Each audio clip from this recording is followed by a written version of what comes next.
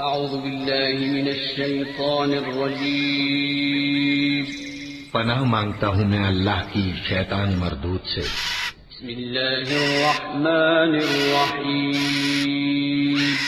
شروع اللہ کا نام لے کر جو بڑا مہربان نہایت رحم والا ہے.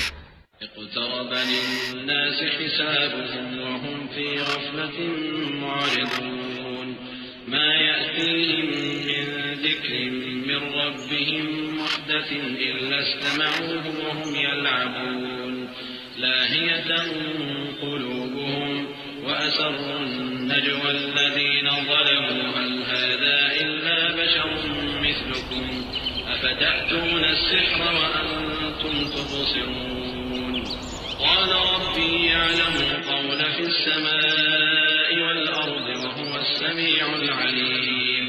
لوگوں کا حساب اعمال کا وقت نزدیک آ پہنچا ہے اور وہ غفلت میں پڑے اس سے منہ پھیر رہے ہیں.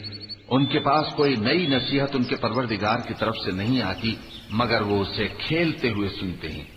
ان کے دل غفلت میں پڑے ہوئے ہیں اور ظالم لوگ آپس میں چپکے چپکے باتیں کرتے ہیں کہ یہ شخص کچھ بھی نہیں مگر تمہارے جیسا آدمی ہے، تو تم آنکھوں دیکھے جادو کی لپیٹ میں کیوں آتے ہو؟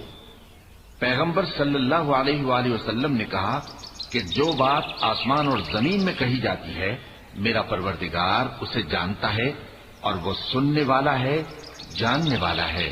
بل قالوا أضغاث أحلام بل افتراه بل هو شاعر فليأتنا بآية كما أرسل الأولون ما آمنت قبلهم من قرية أهلكناها أفهم يؤمنون وما أرسلنا قبلك إلا رجالا نوحي إليهم فاسألوا أهل الذكر إن كنتم لا تعلمون وما جعلناهم جسدا لا يأكلون الطعام وما كانوا خالدين.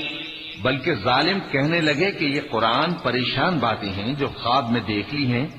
نہیں بلکہ اس نے اس کو اپنی طرف سے بنا لیا ہے. نہیں بلکہ یہ ایک شاعر ہے. تو جیسے پہلے پیغمبر نشانیاں دے کر بھیجے گئے تھے اسی طرح یہ بھی ہمارے پاس کوئی نشانی لائے.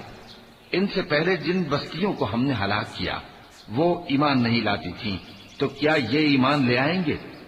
اور ہم نے تم سے پہلے آدمی ہی پیغمبر بنا کر بھیجے جن کی طرف ہم وہی بھیجتے تھے. اگر تم نہیں جانتے تو جو یاد رکھتے ہیں ان سے پوچھ لو.